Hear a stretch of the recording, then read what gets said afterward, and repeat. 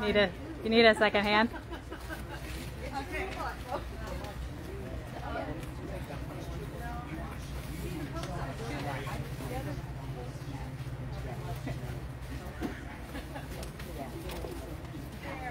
Thank you. Yeah, we'll get those bionic bees working for you. I know that looks really, really awkward. And the reason it is because I just had both of my knees replaced within the last year. So getting up the step is a challenge. I'm used to having a handrail. You know, most steps have handrails, and this doesn't. So you'll see in your handout. Casey, Mike. I thought I did. Okay, now can you hear me better?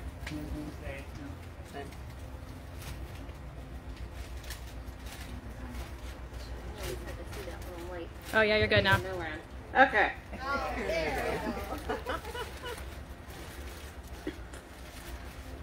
Hi, welcome to Countryside. It is so nice to see people in an actual real seminar. This is fabulous. You know, it's been so long since we've had a chance to do this. So in your handout, while we're waiting for everybody else to come, because we've got a couple minutes, you'll see that there's a little quiz there. Try to go through that real quick like and see how smart you are. And then when we get done with our talk, we're going to go through it and see how smart you really, really were. Okay?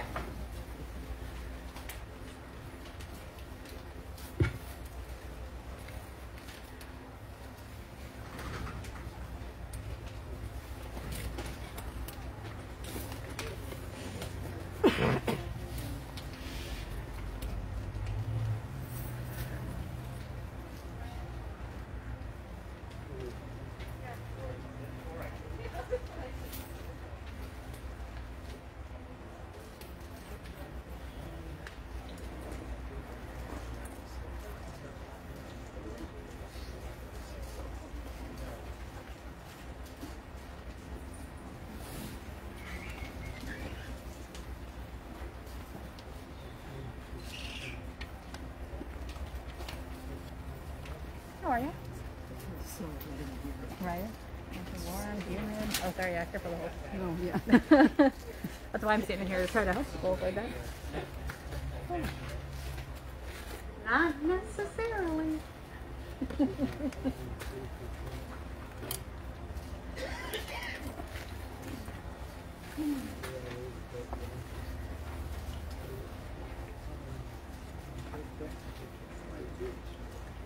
Before you get started, Casey, I'm just going to ask a quick question because I send out our e-newsletter. I'm Marcy at Countryside, so when you see those e-newsletters come in every other Tuesday, those are from me. And I just wondered, just a show of hands, just so I have an idea on our marketing. Did you hear about us through the Northwest Herald newspaper? Okay, quite a few. Our new e-newsletter that we send out, does everybody get that? Okay, great. Star 105.5, did you hear us on the radio? Okay, just a couple. All right, great. Save you some money. Yeah, oh, wow, okay. So, and then I'm thinking, what else? Oh, our billboards, Facebook. You saw it on Facebook. Billboards, do you see our billboards up at all? Anybody? Haven't noticed those. Okay, good to know. Good to know. Thank you for my little survey. Okay.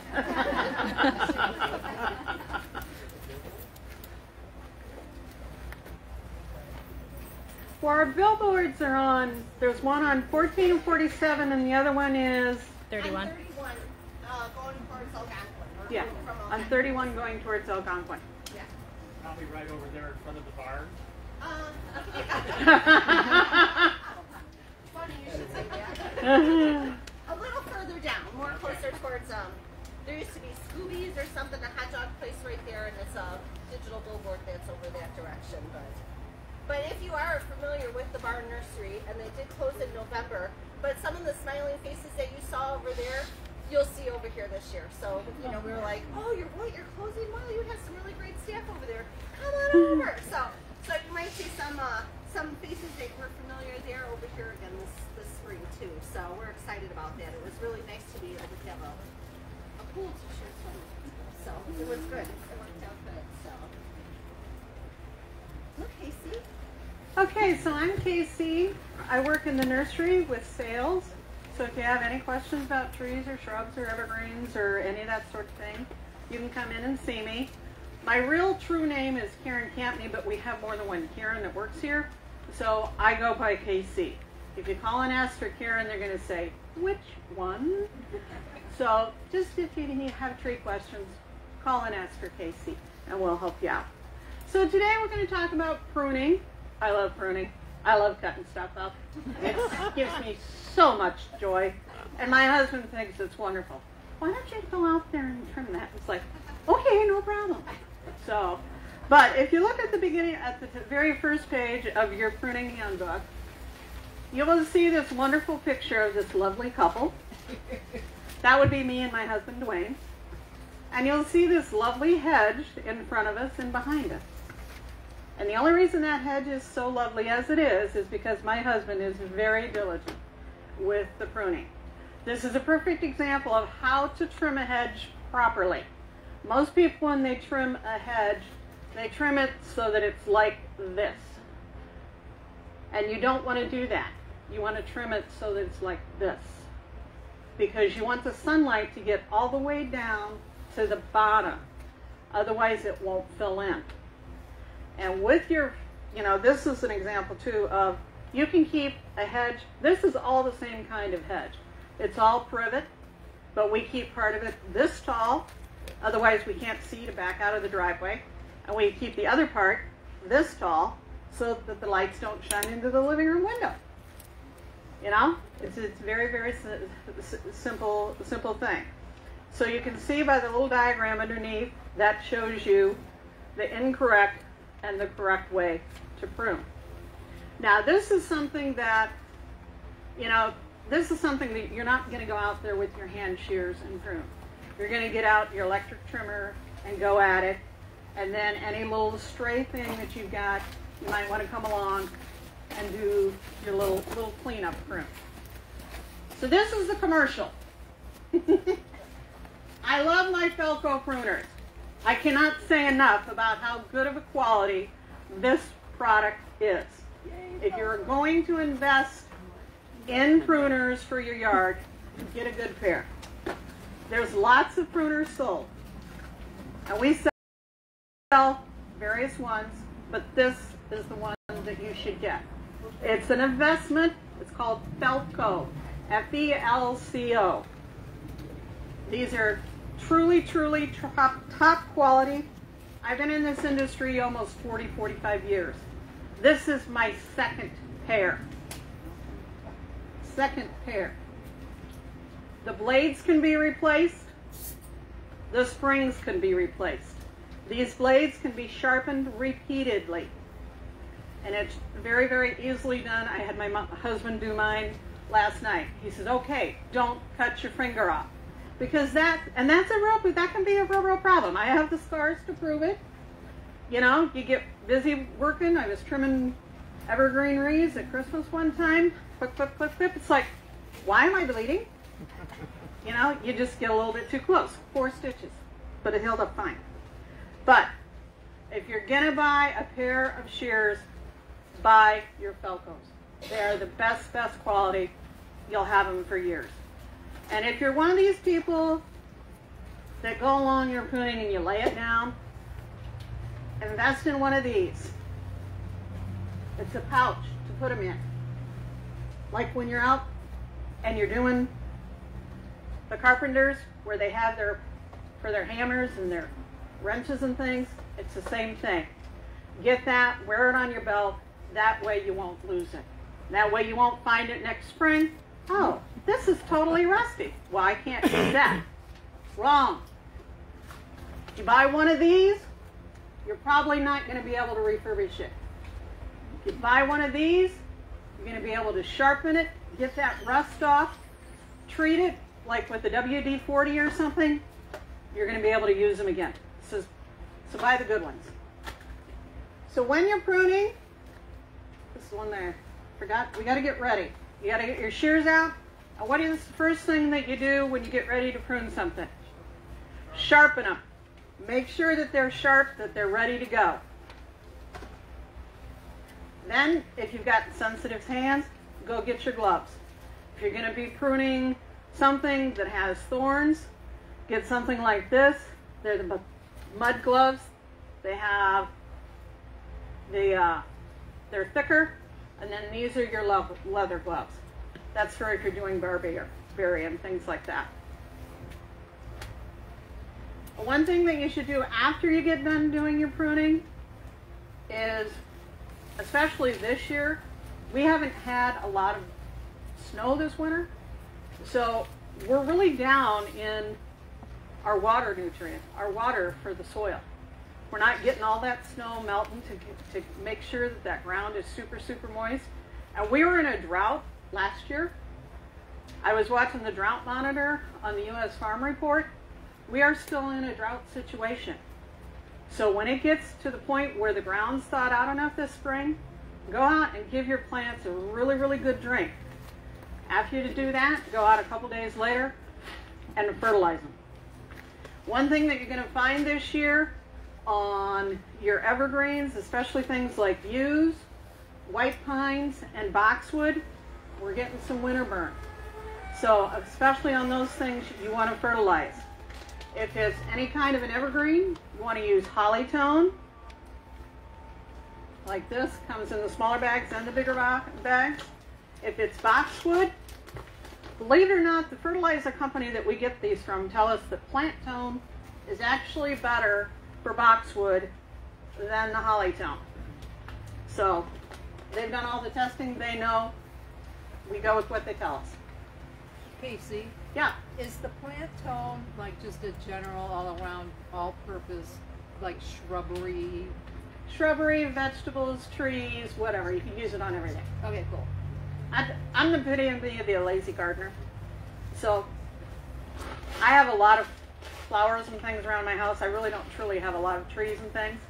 But I will get my plant tone in the spring, and I'll just go out, go all the way around the house, and just broadcast it all the way through.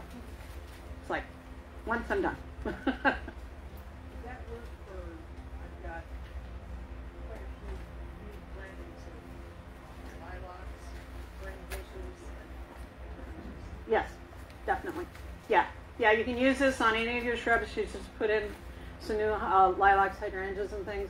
It would work fine for that. Hostas, ferns, the whole show. Yeah. Just do it now. I wouldn't do it now. The reason I wouldn't do it right now is because there's still enough snow in the beds, and you should probably do it after you get your beds cleaned out. You want to have all the debris out, and right now we really don't want to be cleaning our beds out because we still have like overwintering bees and that sort of thing, that they still want that cover. So we want to wait another couple of weeks before we start getting crazy with fertilizer. I will tell you though, fertilizer, if you think you're going to be doing it, think about getting it now, because fertilizer supplies are like everything else this year. It's tight. So if you're going to be thinking about doing especially a fairly large quantity of this stuff, think about getting it now. We've got a really good supply in right now. I have some white corn that is probably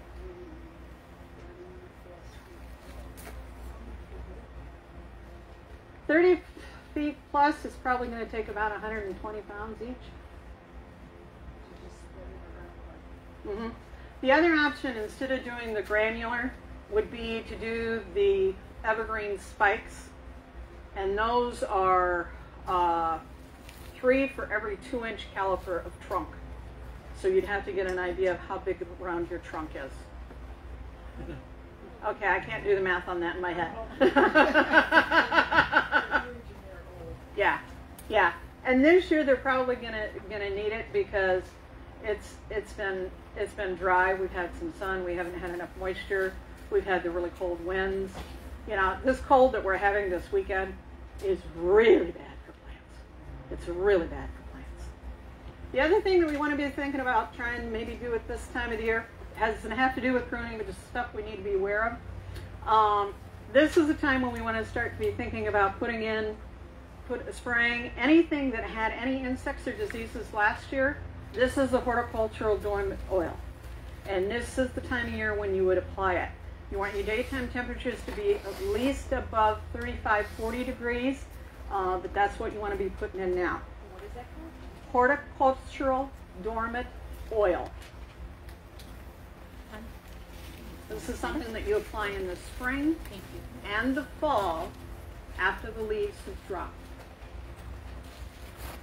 Also, if you've had Japanese beetles on your crab apples, that sort of thing, kale on your magnolias, this is when you do your soil drench of your tree and shrub insect control. And again, we would do this in a couple weeks after the ground gets to the point where it can actually absorb that water. Okay, Marcy? What's that product, Casey? What did you have up, the drenching the ground? This is tree and shrub insect control. Okay, I just can't see the name on the bottle. Right. Use it on raspberries? No. No. Good, very good question. She wanted to know if you can use this on raspberries. This is not a product that can be used on anything you eat. Nothing that you eat. If you want to do something for raspberries, I believe you can do neem oil, but I don't think you can do that as a soil drench, but it will help control insects on raspberries.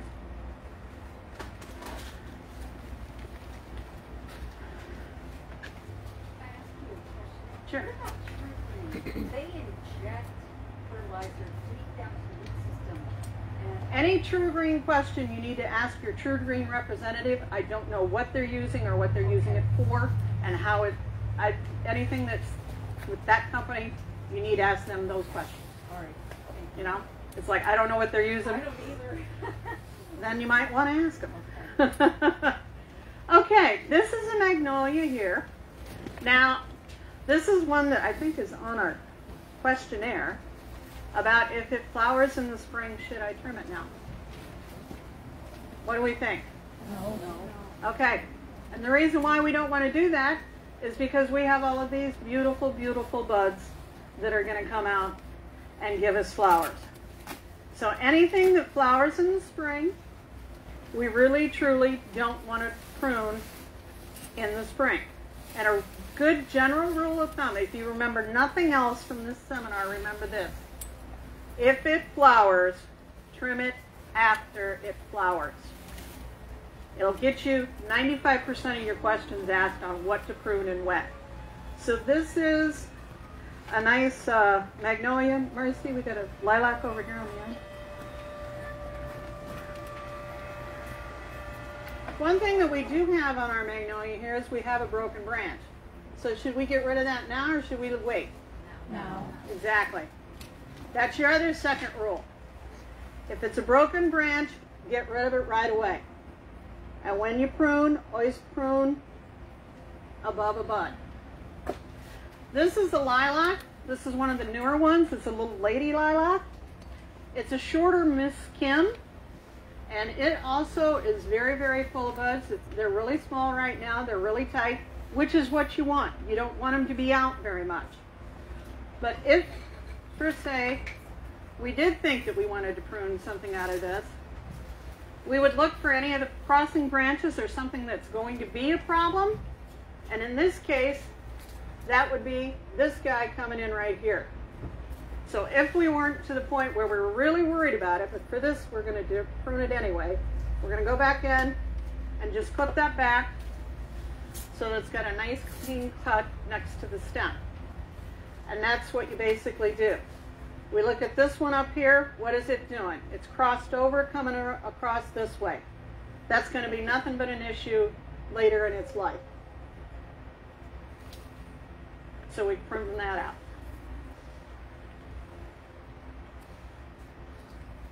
Casey, you got a question? Casey. Huh? Yeah. I have some 9 barks. Yes. And they are nothing but crossed branches. I mean, they're like a tangled mess. Yes. What do I do?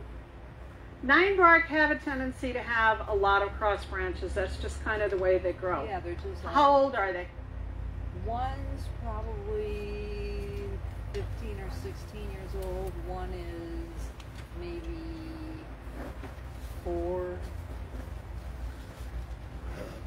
Okay. She's got some older 9 bark. I want you to turn to this page. And I want you to look at this diagram. This is a diagram that's known as rejuvenation pruning. Oh, that's what I need to do. Yeah. And what you need to do with one that has gotten big like that and it has lots of cross branches, and like I said, 9 bark are very, very prone to that. But after they've been in a while and they've gotten big and a little bit out of control, you need to take and bring them back. So next week, as soon as it gets warm, I need you to go out there and take those back serious. If they're like here, I want you to bring them down to here. So like about 3-4 15 feet. inches, 18 inches, anywhere up to 3 feet. And now would be the time to do that with things like dogwood. Yeah, I've got dogwood too. Yeah, dogwood especially would be a good time to do that. Viburnum and any of your paniculata type hydrangeas. Paniculata type hydrangeas are the ones that have the more conical type flowers. That's this one, the middle picture on the hydrangeas demystified page. And now would be the time that you would want to do that. And when you're pruning your hydrangeas, Marcy, you want to bring this one over closer? This is actually a hydrangea in a tree form.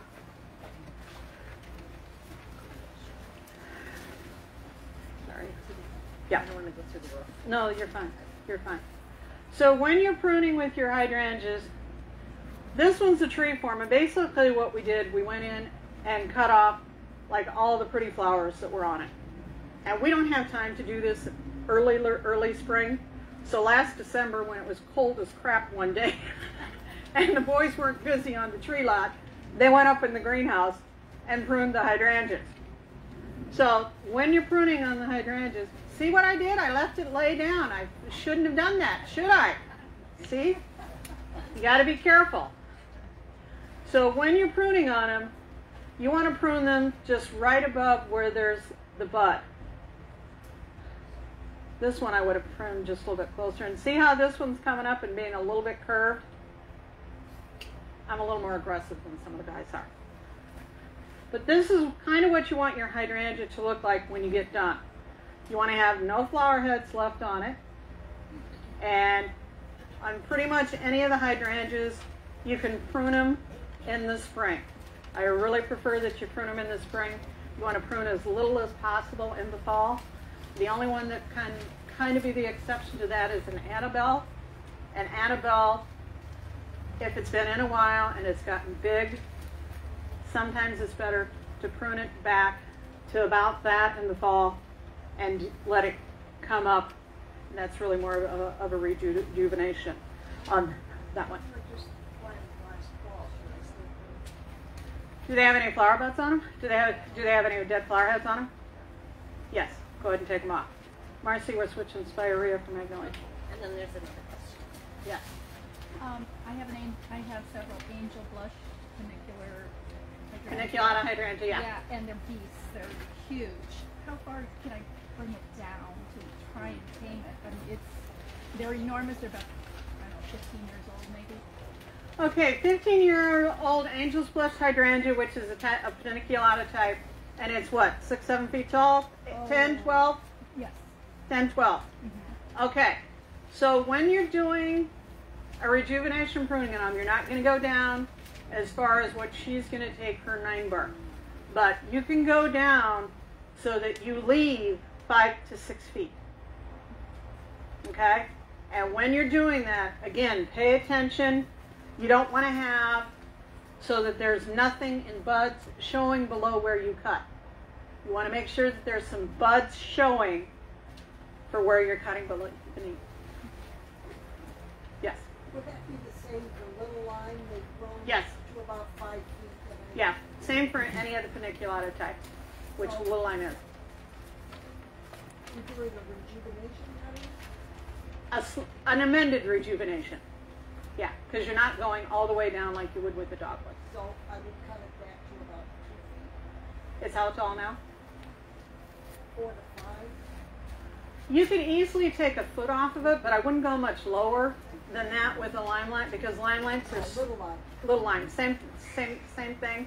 They're not as fast of a grower or as aggressive as a grower as the limelights are. So I would maybe take a foot off. Yeah, and do that like every other year. Do you take out any of the old growth that's coming up from the bottom that's really old? What I don't like about it is a little bit off the top because it seems to then branch out. And nothing growing underneath it, not as much. If you've got some big older stems farther down in, yeah, you can take those out. Yeah, that's fine. Okay, so this is one that we're just going to kind of look at because of what it is. This is a Bridal Spirea, and Bridal Spirea are ones that do actually bloom in the spring, but are also ones that do well with rejuvenation pruning on them every few years. This is one that it's got a couple of kind of funky branches. I don't like the way this one's out, kind of spreading out where the rest of it's not. So we're going to bring that back. And these up on top are just being a little bit more wonky than I like. Don't you like that technical term? Wonky? And again, the one that's crossing.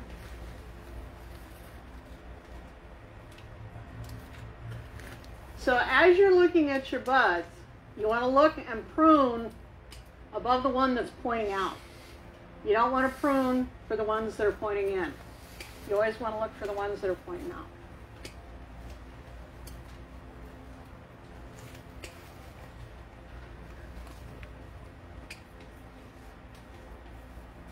And you also need to be aware of the fact that this is supposed to be the taller part of your plant. So when you're pruning, try to do it at an angle. See, if you look at this one's a little taller than that one. So this one should be cut again, come back a little bit more like that. Okay? So this is what you start with, and this is what you should look like when you get done. Marcy? Casey, I have another question. Yeah. Is We're doing there Viburnum. any, when you're pruning, do you need to angle the blade in, like, angle it down or snip straight across or angle it up? I like to cut at an angle because you want the water to run off. Yeah. Well, it's on the second page, I think. Yeah. Okay. I see that, yeah. Okay, thanks. Can I ask you something about rejuvenating the Spirea? Yes. Oh, you know what? We're going to get, yeah. Yeah, that's fine. Okay, mine are huge, old, and a lot of them are good, and a lot of branches are crossing out over. Okay. What kind of Spirea do you want to rejuvenate? Bridal. A Rydery. Now is not the time. Really, truly. It's better if you do a Rydery. You're going to sacrifice a year's worth of flowering on it, but it's better if you do it late fall because you want to do it before they're trying to start to wake up. And Ryderies wake up a little bit earlier in the season than like your 9-bark and your dogwood and things. So they're already thinking about coming to life a little bit. And if you try to do a bridal wreath rejuvenation pruning in June, I've seen people do it, but it takes them like 3 years before they look reasonably decent. But if you do them in the fall, late fall, just as everything's starting to drop, you can take them down. You know, if you've got something that's 6-8 feet tall, you can take them down to about 3 feet, and you'll be in good shape. Okay? All right, this is a Viburnum, and this is one, my God, we got a lot of broken branches. This is a blue muffin, which doesn't get super, super tall like the Chicago Luster. And this is one that, again, I would just kind of clean up the edges a little bit. I don't want to get real carried away because I want to sell it this spring. And see how this one's coming up? It's coming up and it's doing that little hook-de-hoo. We don't want that. We want that to come up straight.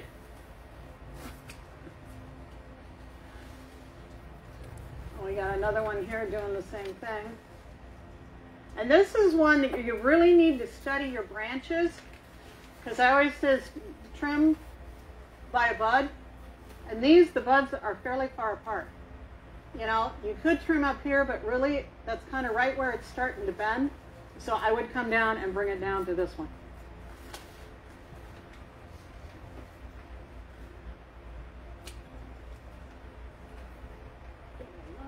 Those on this one.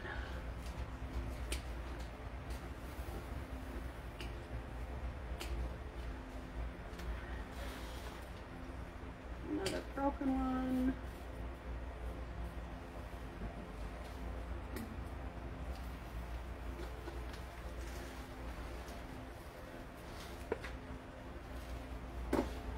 So I'll get those later. Mercy. Because those are a little taller than my arm is. And then we'll do this hydrangea on this side. Sorry.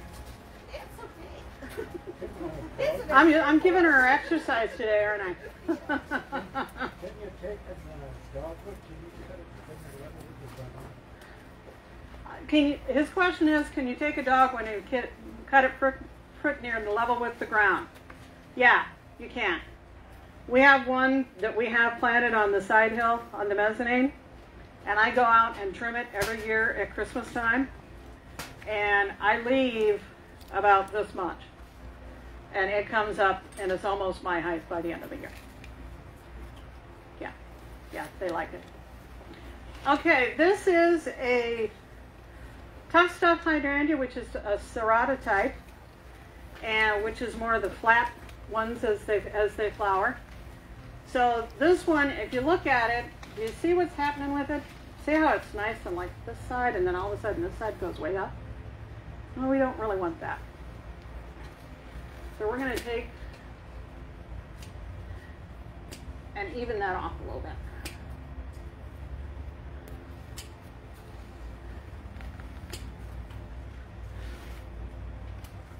Oh, that one's buds are big enough that you can see where. Easily. Yeah. Not all of them are. Some of them you have to study a little bit.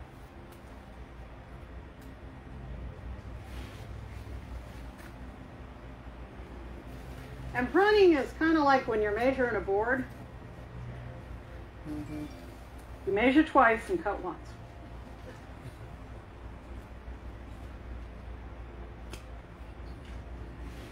But with pruning, there is one big difference in that, though, too. It's like a haircut. It'll grow back.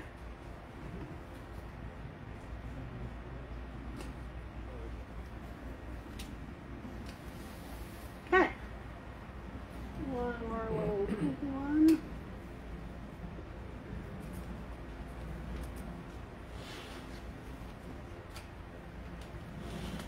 And I think we're done. All right, we're going to do the U next. Can you just set it here? Yeah.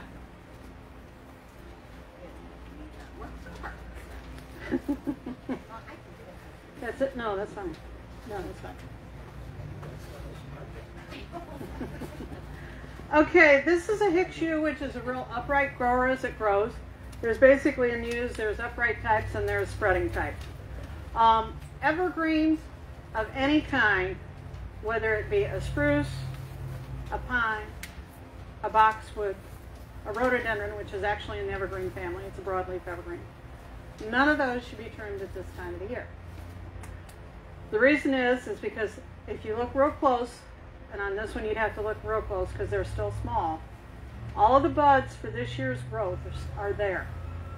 If you cut on it now, you're going to lose all that growth. Now, if you've got a plant that's getting kind of big and out of control, you know, then you might want to consider pruning it now. But realistically, you really, really don't. Otherwise, on something like this, I would probably do a flat top because that's kind of the way you want a Hicks yew to grow. It grows up in a column. So you're going to want to flat top it. If you've got a couple of little spare pieces on the side that are being weird, you can take those off, and I think I got a dead branch here on the bottom. Nope, I knocked it off. So that's kind of all you'd want to do on that. We do have junipers, and junipers you prune mostly just for shaping a little bit. And to keep them under control to not come on your sidewalk. Because junipers are used a lot next to sidewalks. So something like this, you come in and just trim back a little bit. Now the thing is when you're working with these, when I get done, I don't want it to look like I've just been to the barber shop. I want it so that my cuts are kind of disguised.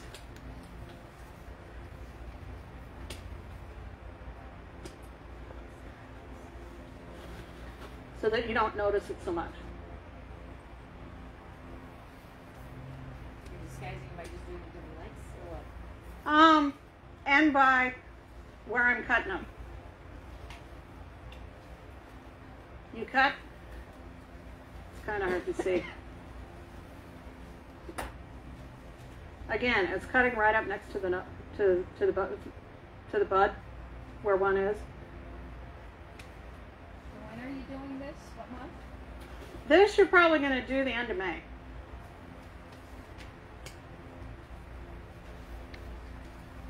Most of your evergreen things should be done in May, June. That's an answer to one of your questions.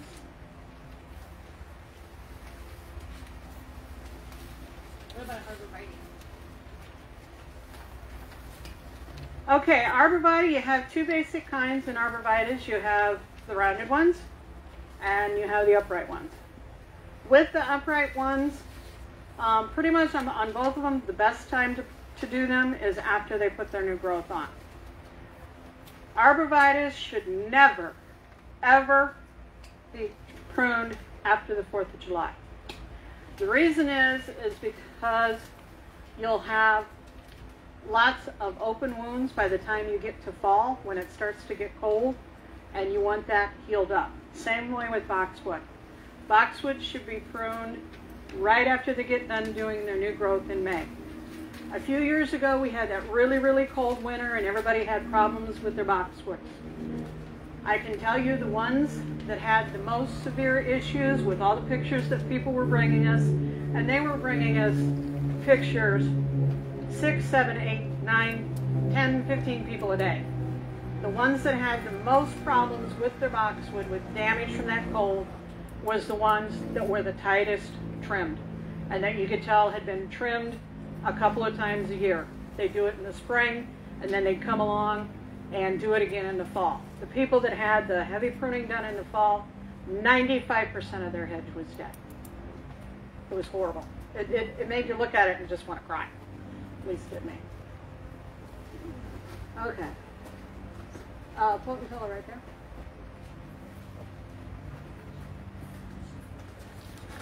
We forgot the garbage can. We always forget the garbage can. We're consistent. We always forget the garbage can. Okay, this is a potentilla, which is a little reblooming shrub that you have. Comes in a white, a pink, and a yellow. And mango tango, which is a kind of mango-ish orange color. These have very, very fine foliage to them. Very, very fine foliage to them. And in our climate, they have a tendency to get a little bit open at the base, especially the goldfinger, which is your yellow one. The whites and the pinks and the mango tangos have a tendency to grow a little bit more like this, where the goldfinger grows a little bit more upright like this. The best time to prune these is now. I'm not going to prune this one because we did it a little bit already, but it's something that you just kind of want to have evened out, kind of like the old-fashioned put a bowl on its head and trim what's not in the bowl. Okay? The other thing that we've got here is we're just going to leave that in place.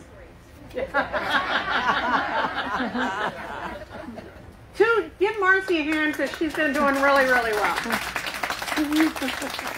These pots are not light, and working with something like this one, it can be a bit of an issue.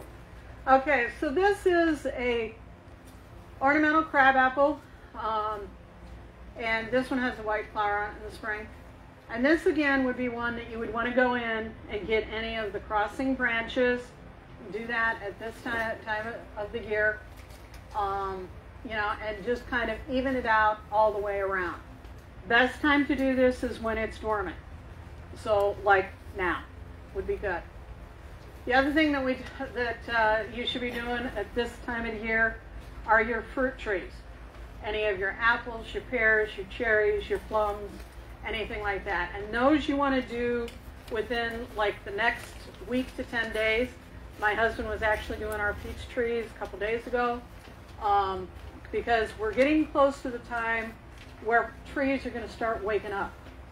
So if you need to go out and do a test cut on it and go out like this morning after you get done with breakfast and then go back at noon and see if it's bleeding. If it's bleeding a lot, you can't prune. You've already passed your time frame. Okay? What about raspberry bushes? Raspberry bushes, you want to go in and take out the oldest, heaviest canes and leave the younger ones. And again, in the next week or so would be the time to do that. You can also actually do that in late fall if you want to. Not everybody has time to do it then. I think I saw another hand go up. Yes? Yeah, you could go ahead and doing it now. And to get that shape that where it comes out, how do you make that happen? Do you cut it all back, or do you just cut the process? You have to do a little bit all the way around. You know, crabapple tinnas have a tendency to grow that kind of horizontal on their own. So, but yeah, you would have to cut it just a little bit all the way around in order for that to happen. How would you rejuvenate a dwarf tree that's taken off? I didn't know there was supposed to be one here. Okay, a dwarf fruit tree that has taken off, you're basically, if it's what? It's got 10 feet on you? What? Very tall. Very tall? Okay, so if it's something that's gotten up into that 12 to 15 feet, you can take it back to about 6 to 8 feet, and now is the time to be doing it. Yeah, not so much this afternoon, but like tomorrow, because it's still supposed to be cold tonight. Next week will be the 50s. Yeah, exactly. Yes. Yes, the royal, I think it's rain tree or raindrops flowering crab that we bought a home. It was existing. It's a beautiful tree, but it has low branches. Needed to be pruned. It has cross branches, ones that are hanging too low. We're just wondering what percentage of the tree can be pruned without injury. What percentage of the royal raindrops clump crab? What it is what's known as a clump with the multiple low branches. So you could take out as much as 20 to 30% and still be fine. Yeah, yeah. How about an overgrown apple tree? Like try to prune it so that it's lower on the branches for harvesting, like an apple. Couple-year process to trim an old apple tree that's gotten big and out of shape. Take it back. What is it? Probably 30 feet. Yeah, I would take it back to about 10, 12 feet, and then take. Yeah, you can actually top it off. Take it back to about 10 to 12 feet this year, and then I take probably another 4 to 6 off next year. Yeah, you can get real serious with them. Go ahead. So how do you keep a crabtree from dropping its leaves in May and June after it's bloomed and all the flowers have dropped? Okay, so that's one. Remember I talked to you about doing the horticultural dormant oil? What's happening is he's having his leaf drops on your crabapple. So what that is it's a disease known as cedar apple rust. So there's two things that you need to spray for it. You need to do the horticultural dormant oil now, and then you need to follow up with the infuse, and you do that 2 more times. You do it once right before it flowers, and again right after it flowers. Yeah, so this is what you do now, and then infuse later. But I've heard that when we haven't had a cold winter, or we've had too much rain during the summertime, or in the spring, is a cause for that fungus to really generate? Is that? Yeah, if you don't have a super cold winter, it doesn't kill the overwintering spores. Okay. That's why you want to use this to kill the overwintering spores. If it's a really wet spring, there's always going to be some of the spores there. And that's the kind of weather that it becomes much more active. Another thing that and this is something, it's a cross host between the crabapples and the junipers. So if you have junipers close to your crabapples, it's like you're promoting the disease. And on the crabapples, it doesn't show up as needle droppies.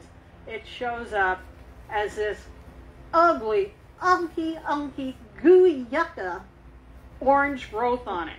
It's just the most disgusting looking thing you have ever seen. And if you see that on any of your junipers, you know, you can spray it with a horticultural dormant oil, or if there's just a couple of them, get your baggie, because they are the most disgusting, slimy thing you've ever seen, and just pull them off. You know, I have a big old juniper by my house. It was planted, obviously, when the house was built in 1960. And about every 6 or 8 years, we get 4 or 5 of them on there, and it's like, I'm telling my husband, go out and get those off. And he just got, and he says, no way. It's like, well, I'm not going to do it either, so then we just let them fall off. But we don't have any crab apples close to us either, so it works. Yes? Will that that's a spray? Or, yes. Okay, and would that work on an oak tree too? If I have a younger oak tree, it's only probably, I don't know, maybe 2 to 5 inches in diameter. Okay. And I've had it since it was like really small, so it's really growing well, but I noticed the last few years, like when I look at the leaves underneath, they're kind of, I don't know if it's a fungus or it doesn't look like anything's growing on it, but just the leaves are not really healthy, if that makes sense. They just don't look like... Not really healthy leaves on an oak tree that you had from baby that's now 2 to 5 inches caliper. Yeah. I don't necessarily think that it might be a type of fungus or an insect. This is not going to hurt it because it's basically just mineral oil. Okay. So if you want to go ahead and spray it, that's fine.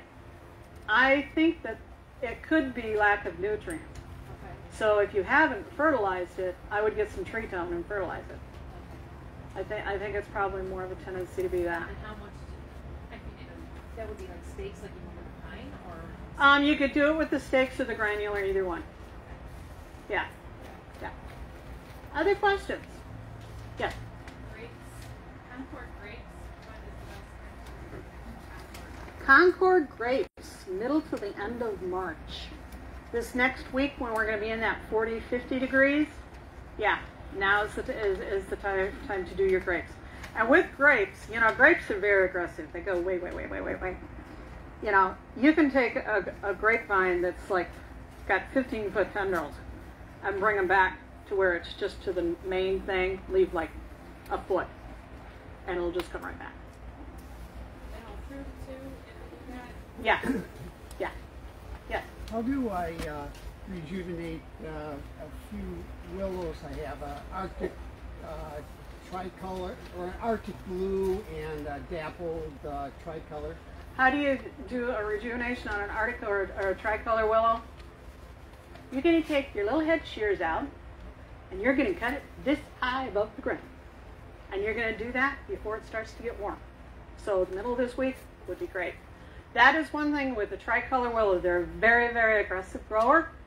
And when we talk to our growers that we get product from, they tell us the best thing to do for that plant is to do it every year. Take it way down every year. We got some real wood, you know, that, you know, it's really hard Get the chainsaw. wood. Get the chainsaw. Okay. Yeah, and I'm not a big chainsaw fan. They scare me to death. Oh, okay, go ahead. Tree again. My daughter has a very large cases of your apartment here, and last year it was loaded with hundreds of pears about the size of a plum. Very tiny. Mm-hmm. And she didn't have that before. The branches, large branches everywhere. Okay, a Bartlett pear that had tons of fruit on it, but super, super small. Pears are kind of like to do that a lot, and fruit trees in general like to do that a lot, especially apple trees, apples and pears. So the best thing for those kind of trees is to go out when they're just starting to form and actually shake the tree, get like an old piece of rubber hose, knock against the branches so that part of them fall off. You don't want all of those to hang on there. You want part of them to come off so that the rest of them can develop. Because the ones that are going to be the weakest are going to fall off real easily. So they don't have to cut back branches? No. No. No. No. Yes? Fertilizer for a linden tree. Fertilizer for a linden tree, you could do either the tree tone if it's smaller, or if it's a bigger tree, use the tree spikes. Either the tree spikes or the tree tone. Okay, we're going to go over the questionnaire. Do I sharpen my pruning tools before I start to prune? Yes or no?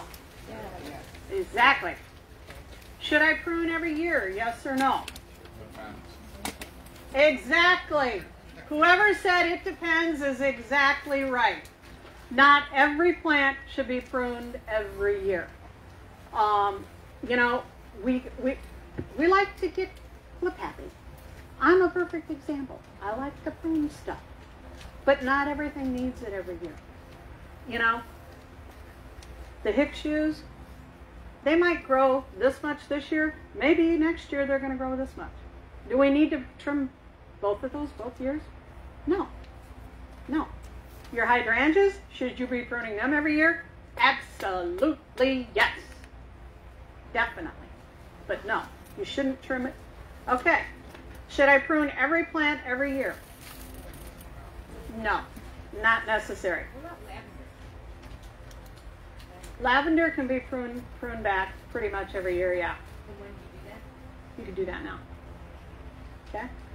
Can I prune everything in my yard at the same time? Yes or no? Absolutely no. No. Okay? Should my flowering trees be trimmed when they are dormant? Yes or no? Skip 5. Oh, sorry. Okay, shade trees, yes or no? When they're dormant? Yes. Yes. Okay. Now flowering trees. Yes or no? They should be trimmed when they are dormant, correct. If I have a dead branch in my tree or shrub, should I wait until it is dormant to prune it out? No. Correct. Will it affect my flowers if I prune my lilacs in late fall? Yes. When is the best time to prune my evergreens? Spring, summer, or fall? Spring. Spring to early summer if you want to get real technical. Because it's the late May, early June. So it all depends on how it translates in your head. Can I prune my azalea or rhododendron in late fall and expect it to bloom in the spring? No, exactly. Rejuvenation pruning can be done on shrubs at any time. 11. Oops, sorry. Should I prune the dead flowers for my hydrangea in the fall? No, really, truly, you shouldn't. You know, but I can say this as kind of an exception to that rule. A lot of people like to dry the flower heads for arrangements. So if you wanted to prune off some for that, I don't have a problem with that. But for the health of the plant, it really, truly should be done in the spring. Okay, now we're going to rejuvenation pruning. Rejuvenation pruning can be done in my shrubs at any time. Absolutely not. You have to be careful when you do it. If you do a rejuvenation pruning on your shrub at the incorrect time, you will kill it. So be careful. If you have questions on that, call us and ask us. Fruit trees like a severe pruning in midsummer, yes or no? No, they do not. Correct. Boxwood should be trimmed in spring after they finish their new growth. Yes. Yes. Grapes like to be pruned before they break dormancy in the spring. Yes. Raspberries like to be pruned in midsummer, yes or no? No. The only exception to that is that you have sometimes, there is a nasty little disease called rust, which will sometimes become active in your raspberries. If you see rust coming on an old existing cane in a raspberry patch, and it's just on that one cane, cut it out. Because rust can take out a raspberry patch like that in a season. So be very, very aware of that. Rhubarb should be cut down to ground level in the fall. Yes, it should. Roses should be cut down in the fall, yes or no? No. Roses should be done in the spring. Everybody always wants to come in and make their rose fit either the collar or the cone. No. Leave it alone as much as possible. It should be done in the spring. Roses will naturally have a fair amount of dieback on them. If you cut it back severely, you know, if you've got something that's like this, you're still going to lose that much more. So let them go. They'll come through the winter better if you leave them alone. Perennials should be cut down in the fall. Yes. Grasses should be cut down in the fall. No. Grasses should be cut down in the spring. They should be done your mid-March. And, you know, if you've got some great big ones, we used to have some great big ones in front of the shop. We've redone some of that this last fall. But the guys literally would go out there, put a rope around it, tie it up, and get the chainsaw out and take it off. And when you cut off your grasses, you're going to leave about that much. Yes. That was my question. How, Okay. how low do I cut them? Like that. That, Even like the, that many inches. I don't know, kind of like a reddish irrigated kind or reddish it's like a Oh, the Imperator Red Baron? yeah. Those you don't want to be quite as aggressive. I like to go about 6 inches on those. Yeah, I've never cut mine back. that's probably better. But Yeah, that one and the Hackanachoa, which is the Goldenish one, those two are slower growers in our climate, so it's probably best on both of those that you just kind of leave them alone. Yes? What's the best time or when should I prune or trim back a privet? Privet, that's what we have at my house. Privet, you can prune whenever you feel like it. Spring, summer, winter, fall, it doesn't care. Privet is a very, very aggressive grower. My husband trims ours at least 3 times a year, sometimes 4. So if you wanted to go out there like this next week, we actually have part of our hedge, you know, like remember I told you we kept part of it this high? Well, we need to take about 2 foot off of that because it's just getting too tall. He can't reach it. When you have to go out and trim your privet hedge, get your 6-foot step ladder to trim your privet hedge. It's getting a little too tall, you know, because my husband's 6'2". It's like, you just can't reach that high anymore. So, yeah, no, whatever you feel like on a privet, they don't care. Yes? Roses Sharon. Roses Sharon, yes. Kind of the old flower that's on it still. The Roses Sharon will have those flower heads on them. They hold them all winter. Leave them alone. They're going to drop off on their own. You don't need to worry about it. You know, and Roses Sharon, the less pruning you do on those, in my opinion, the better, until they get about 4 feet tall. And then you can worry about it. Roses Sharon like to sleep late. They're like a college kid. If I get up at noon, 1 o'clock, 2 o'clock, middle of June, I'm good. I don't care. It's got to be super, super warm for Roses Sharon to wake up. That and Buddleia, the butterfly bush, are the same way. They like to sleep super, super late in the spring. We have more people come in, my butterfly bush is dead. It's the 1st of May. It's not even thinking about waking up. Give it another month. Then it might be interesting. But no, they sleep late. Yes? Double knockout roses, is there any specific way to prune them to make them more manageable? Double knockout roses, you could go ahead and take those back. What do you got? They're about 3-4 feet? Yeah, but they're like Yeah. Okay, double knockout roses, 3 or 4 feet that go a little bit crazy. Take about a foot and a half off of them, and you're going to want to do that in the next couple weeks. Yeah, and then that'll help push them out. Yes? Clematis.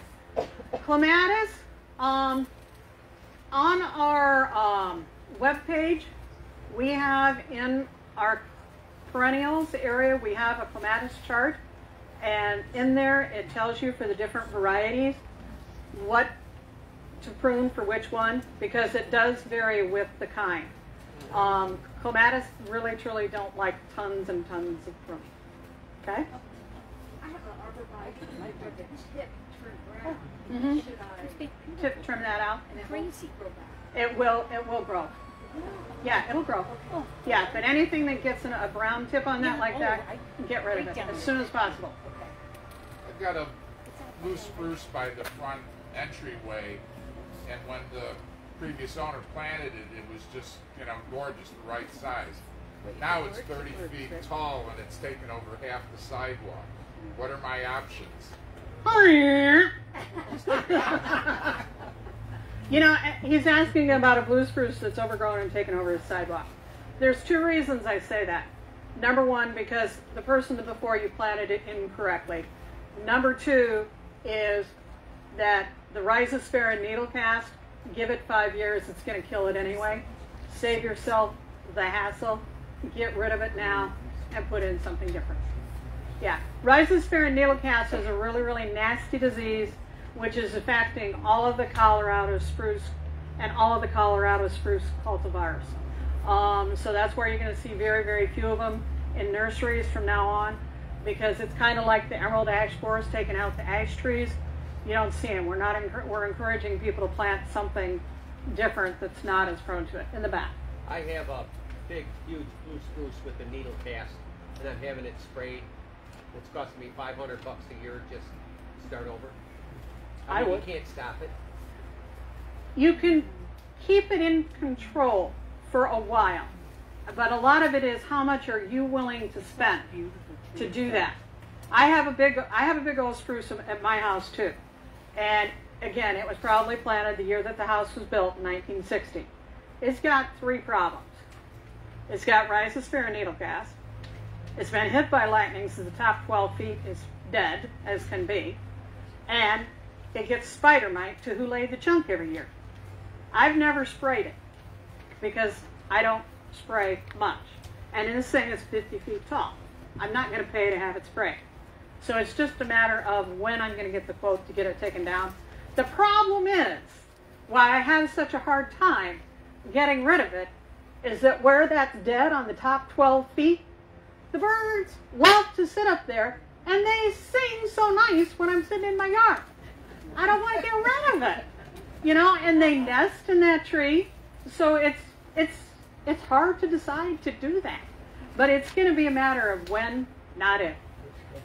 Yeah, yeah. I mean, even I struggle with it. Yes. I have several different potted citrus trees, like Meyer lemon and a key lime. When is a good time to prune those? They're like in the basement of those like flowering.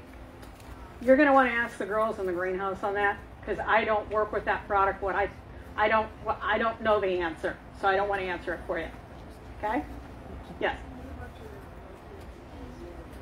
Rhododendron and azalea should be pruned right after they flower. They start, after rhododendrons and azaleas flower, they start to put out their new green growth. You want to trim back about half of that. Yes? I have an arborvitae that the deer ate the middle. Be patient and wait for it to grow back if it does. Arborvitae pruning and with deer, there really isn't anything you can do other than fertilize it, make sure it's got water, and hopefully it'll fill in. 9 times out of 10 it doesn't. Purple shirt. So there's something going on with Austrian pines, kind of like the spruce? Austrian pine have different issues. Austrian pines have, yeah, it's a bug. And it's something that you spray for in the spring. And that's normally mid-May. And yeah, it's every plant has an issue of some sort with either an insect or a disease. So it's just a matter of control. Booster. Yeah, I've got a Royal Raindrops, about 3 years old, 2-inch caliper, and it had, the first year it had pretty significant dieback, or tip dieback. Okay. And everything. I didn't want to insulted while it was so young, but should I be taking off all of that, the dead Anything stuff? that's dead on the tip of the royal raindrops crabapple should come off. Any plant, any stem that is dead on a tree should be gone as soon as possible. Okay. That way the plant can take and, you know, try to give it new growth so that it recovers. And tree tone? Tree tone, definitely. Serviceberry. I know it flowers, so do we do it right after it flowers, or do we do it? Serviceberry can be pruned right after it flowers. Okay. Yes, definitely. I think we had, yes.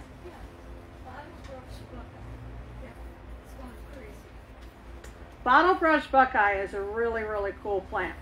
And you're right, it can go crazy. I have one that I have planted at the bottom of a purple beech. So when you have the purple foliage with the white flowers, it's really, really striking. So ours goes out and spreads out across our walkway. Drives my husband, like I said, he's 6'2", comes out across the walkway. So I take and literally take it back to the main stem and just clip it there to make it so that it's not spread so wide. Now, if you don't want to do that, I would probably go about halfway. Okay? Got a pear tree in the front yard that's really pretty big. And the one year I bought the spray, and it said to spray when the flowers are out in order to get the pears. But every year, it always rained. Right. I mean, and then the flowers were, you know, gone, and it's like, what are my options? Okay, so when you're spraying on the pear, is it for insect control? Yeah. Okay. This is one thing where the people who do the sprays and I disagree. I personally think that you should spray either before it flowers or right after. And the reason is because I don't want the bees getting into the spray. So try to hit it either right before or right after. And you're right, spring rains can be a royal pain to work around. You just kind of watch the weather as much as you can and try to spray around it. So it's going to be nice next week. Is Here's that a the good thing. time? I think you're just a hair too early. The tree, go out and see how far your buds are swollen. You know, if your buds are really starting to swell, go ahead and spray it. But I think we're about a week early for that because we're not going to have, you know, we're just going to start to hit 30, 40, maybe 50 tomorrow. But it was sub-zero wind chill last night. Trees have got to have a little bit of warm weather to wake up. So I would say you're about a week early. But go out and see how much those buds are swollen. You know, because like these, the buds are still super, super tight. If they're super, super tight, it's not going to do any good to spray that tree right now. Is now the time to be taking out all the water spouts? Yes. Serviceberry, how do you prune it? Serviceberry, you'd go out and take in anything that's crossing and then just kind of even out the rest of it. Will it fill in there below that? Serviceberry grow like this. They're very much like that. It's normally on the bottom 2 to 3 feet of a serviceberry, it's pretty bare. That's just the way they grow.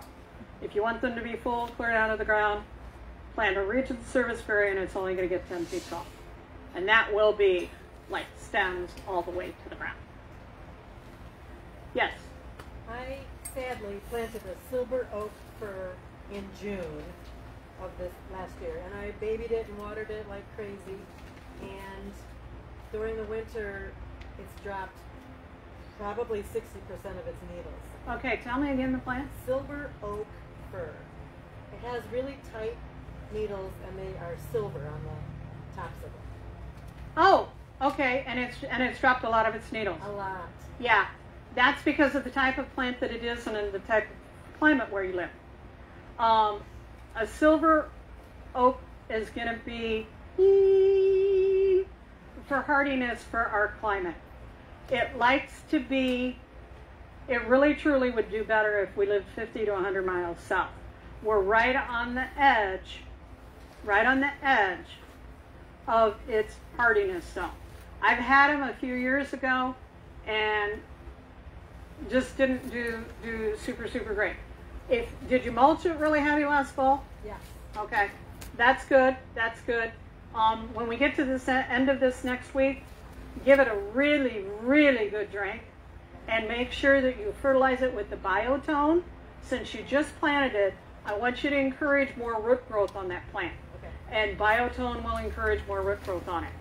Then when you get to the middle of May, when it starts to be time for that to start pushing some growth, then give it just like half strength polytone. Not like we would for the, what they say for the size of the plant, but give it like half of that, because you don't want to push too much because it's pressed, because it's just newly planted. Question? Yeah, we have a fat Albert spruce. Is that subject to that same needle drop? Is fat Albert spruce subject to Rhizosphere needle cast? Unfortunately, it is. However, if it's not showing any sign of it yet, try to keep the tree as healthy as possible. Fertilize it every year with the biotone. Make sure it doesn't get too dry in the summer. It's the two best things you can do for it. Any other questions? Yes? So you mentioned deer. Is there anything that actually keeps them away from having lunch?